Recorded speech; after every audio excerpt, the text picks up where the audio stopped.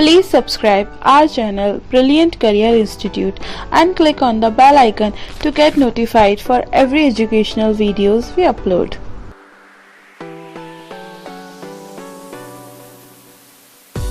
Students, घर पे रहिए, सुरक्षित रहिए तथा पढ़ते रहिए। आज का हमारा टॉपिक है एंजियोस्पर्म में जनन, अलैंगिक व लैंगिक जनन। सबसे पहले मैंने इसका फ्लो चार्ट बनाया है, इसको आपको कॉपी के अंदर बनाना है और उसके बाद हम इसको डिटेल में स्टडी करेंगे। तो सबसे पहले आप देखिए, अलैंगिक जनन को हमने 2 पार्ट्स में डिवाइड किया हुआ है, अनिषेक जनन और कायिक प्रवर्धन। कायिक प्रवर्धन फर्दर 2 पार्ट्स में डिवाइड है, प्राकृतिक यानी नेचुरल एंड कृत्रिम यानी आर्टिफिशियल। प्राकृतिक जो होता है कायिक प्रवर्धन, उसको हम फर्दर 1, 2, 3, 4 पार्ट्स में डिवाइड करते हैं, तने द्वारा, जड़ द्वारा, पत्ती द्वारा तथा जननांगों द्वारा। इसी तरह से जो हमारा आर्टिफिशियल कायिक प्रवर्धन है उसको हम 3 भागों में बांटते हैं। सबसे पहले है कर्तन द्वारा, कर्तन यानी जिसे इंग्लिश में हम बोलते हैं कटिंग। इसके बाद है दाब लगाना जिसे हम बोलते हैं लेयरिंग एंड थर्ड है रोपण जिसे हम बोलते हैं ग्राफ्टिंग। कर्तन को फर्दर हम 2 पार्ट्स में डिवाइड करेंगे, स्तंभ कर्तन यानी स्टेम से कटिंग करना, दूसरा मूल कर्तन यानी रूट के थ्रू कटिंग करना। दाब लगाना यानी लेयरिंग, उसको भी हम फर्दर 2 पार्ट्स में डिवाइड करते हैं। फर्स्ट हमारा है टीला दाब और सेकंड है वायु दाब। टीला दाब और वायु दाब ये भी एक तरह के लेयरिंग के मेथड्स होते हैं जिसे मॉन लेयरिंग और गुटी भी कहते हैं।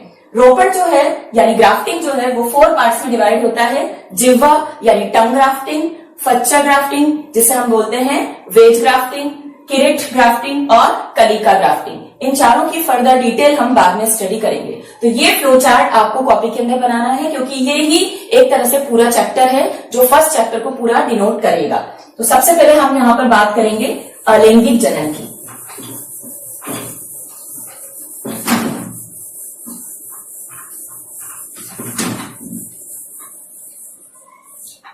अलैंगिक जनन आपने शुरू से पढ़ा है एसेक्सुअल रिप्रोडक्शन में कि इसके अंदर हमेशा एक पेरेंट इन्वॉल्व होता है और जितने भी संतति बनते हैं, आगे जो ऑफस्प्रिंग्स बनती हैं वो बिल्कुल जेनेटिकली आइडेंटिकल यानी आनुवंशिक रूप से अपने जनकों के समान होती है। ये चीजें आप शुरू से जानते हैं, लेकिन यहाँ पर हम थोड़ा सा इसकी डेफिनेशन को चेंज करेंगे, थोड़ा सा हम नया इसके बारे में पढ़ेंगे।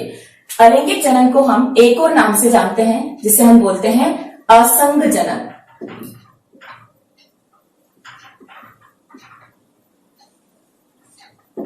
असंग जनन जिसे एपोमिक्सिस इंग्लिश में बोलते हैं।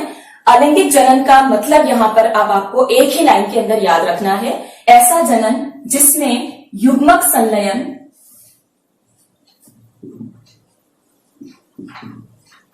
तथा अर्धसूत्रण नहीं होता, अर्धसूत्रण नहीं पाया जाता।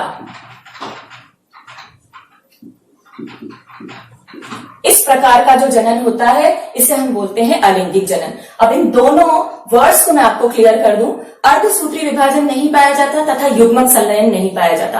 आप अच्छे से जानते हैं कि जब लैंगिक जनन होता है या जनन जब होता है तो युग्मकों का निर्माण होता है, नर युग्मक और मादा युग्मक। लेकिन अलैंगिक जनन के अंदर कोई भी युग्मक नहीं बनते, यानी यहाँ पर युग्मकों का संलयन नहीं होता तथा युग्मनज का निर्माण नहीं होता। और दूसरी बात जो हमने इसमें देखी, अर्धसूत्री विभाजन, इसमें अर्धसूत्री विभाजन भी नहीं पाया जाता। आपने 11th क्लास के अंदर पढ़ा है समसूत्री विभाजन तथा अर्धसूत्री विभाजन। समसूत्री विभाजन हमेशा क्या करता है, ये कोशिकाओं की वृद्धि को करता है, तथा अर्धसूत्री विभाजन कहाँ होता है, ये जनन कोशिकाओं में होता है, जर्म सेल्स के अंदर, और इसका कार्य क्या होता है, युग्मकों का निर्माण। लेकिन अलैंगिक जनन के अंदर अर्धसूत्रण तथा युग्मक संलयन नहीं पाया जाता, ये आपको अच्छे से ध्यान रखना है। अब हम फर्दर अलैंगिक जनन को 2 पार्ट्स में डिवाइड करते हैं। इसका पहला पार्ट जो कि आपने फ्लो चार्ट में देखा था, जिसे हम क्या कहते हैं, अनिषेक जनन।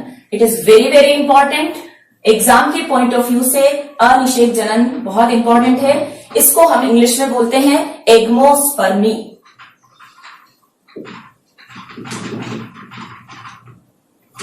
और इस वर्ड के अंदर ही इसकी डेफिनेशन छिपी हुई है कि इसका मतलब क्या होता है। अगर अपन सिंपल वे में देखें कि अनिषेक जनन क्या है, तो अनिषेक जनन का मतलब ऐसा जनन, ऐसा निषेच, बिना निषेचन के जब बीज का निर्माण हो जाता है उसे हम क्या बोलते हैं, अनिषेक जनन। हम इस वर्ड्स को यहाँ पे फर्दर डिवाइड करके समझ सकते हैं, ए प्लस गेमस प्लस स्पर्म। ए का मतलब होता है यहां पर बिना, प्लस गेमस का मतलब क्या होता है, निषेच, तथा स्पर्म का मतलब क्या होता है, बीज। तो इस वर्ड से हमें पता लग रहा है कि उस तरह का निषेचन, ऐसा निषेचन जिसके अंदर ऐसा बीज का निर्माण होना जिसमें निषेचन नहीं पाया जाता, उसे अनिषेक जनन कहते हैं। क्योंकि फर्दर नॉर्मल वे में आप जानते हैं कि जब भी निषेचन होता है उसके बाद ही बीज का निर्माण होता है, परंतु इसके अंदर बीज का निर्माण बिना निषेचन के होता है। इस जनन को हम अनिषेक जनन कहते हैं।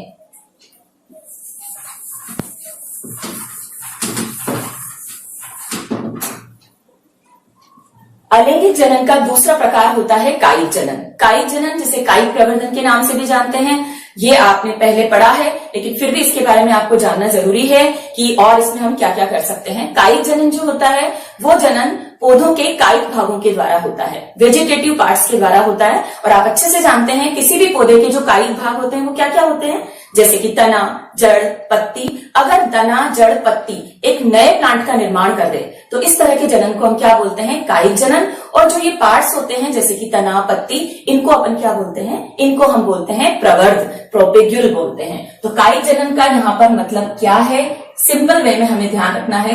कायिक जनन मतलब पौधों के भागों द्वारा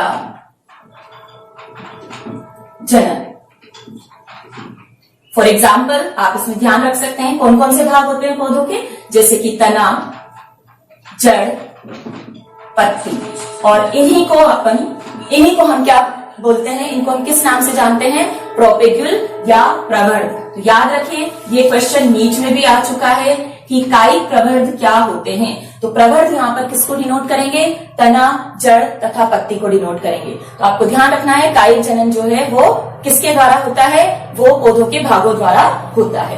अब हम इसमें कायिक जनन को फर्दर डिवाइड करेंगे, जो कि आपने फ्लो चार्ट में देखा था। ये दो प्रकार का होता है, एक तो प्राकृतिक और दूसरा कृत्रिम। तो सबसे पहले हम इसमें बात करेंगे प्राकृतिक जनन।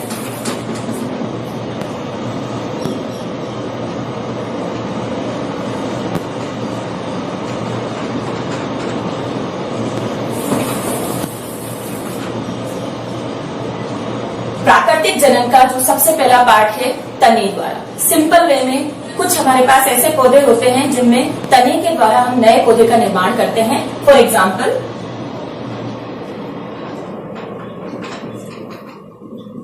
ये पार्ट बहुत इंपॉर्टेंट है क्योंकि इसमें बहुत तरह के एग्जाम्पल्स आपके सामने आएंगे और उन एग्जाम्पल्स से रिलेटेड क्वेश्चंस आपसे पूछे जाते हैं एग्जाम के अंदर। और ये चीज वैसे भी आपकी पुरानी है, लेकिन आप इसको एक बार रिकॉल कर लीजिए। तने के द्वारा आपने पढ़ा है 11th क्लास में, तने के द्वारा जनन होता है, अंडरग्राउंड स्टेम होते हैं, इनके थ्रू होता है। तो इसमें पहला पार्ट अपन देखेंगे प्रकंद। प्रकंद आप जानते हैं क्या होता है, प्रकंद जिसे हम राइजोम बोलते हैं। ये राइजोम भी जो होते हैं वो क्या करते हैं, वो भी एक नए पादप का निर्माण करते हैं। आपको इसके उदाहरण पे फोकस करना है। प्रकंद के उदाहरण आप अच्छे से जानते हैं, अदरक एवं हल्दी।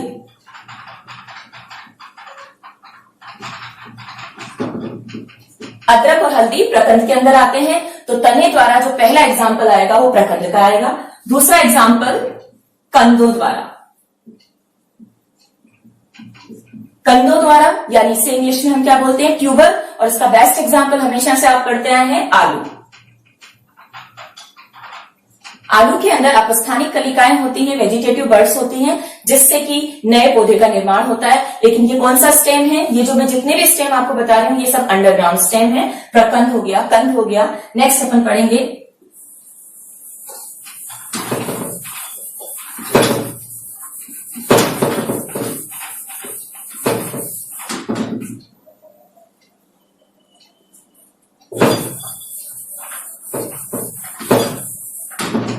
नेक्स्ट हमारा जो टॉपिक है इसके अंदर, इसी टॉपिक को हम कंटिन्यू करेंगे नेक्स्ट स्लाइड के अंदर।